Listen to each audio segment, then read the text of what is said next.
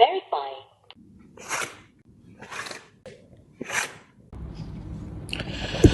Satu hari, satu info pasal konten media sosial. Okey, pasal video semalam, aku ada buat comparison berkenaan konten Kharaming dengan konten Great Takaful Berhad. Satu entiti takaful lah.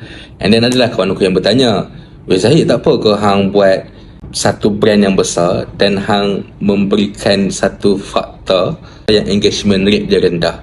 So nanti kot kalau dia ada nak apa, tak puas hati ke saman ke apa dan sebagainya kan."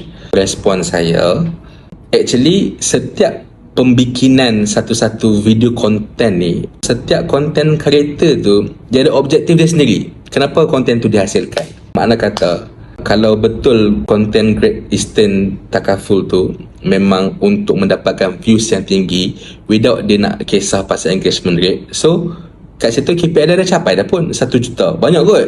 Maksudnya dia make sure KPI dia adalah nak video tu tersebar luas. At least orang acknowledge, tahu pasal Great Eastern Takaful. Faham tak? So bukanlah saya nak merendahkan, maknanya nak kata konten hasil daripada Great Eastern ni slow, tidak. Sebab kita tak tahu pun objektif dia, what the purpose behind the content itu dihasilkan. Tapi saya cuma nak bagi tahu macam mana kita nak validate konten ni. First kali dengan kira engagement rate, dan engagement rate yang bagus adalah lebih 4%. Dan saya just tunjukkan reality konten yang mana yang video ni memang views dia tinggi dan engagement rate dia pun bagus. Maksudnya video tu berkualiti lah.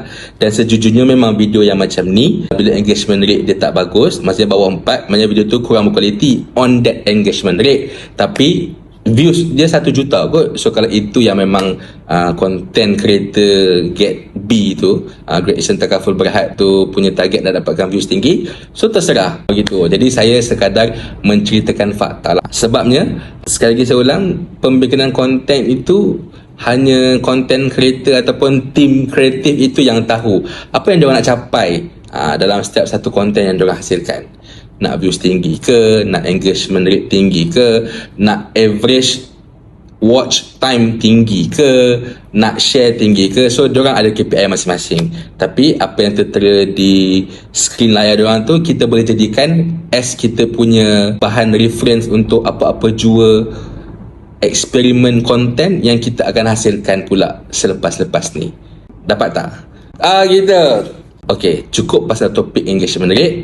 Lepas ni hampa nak tahu pasal apa pula?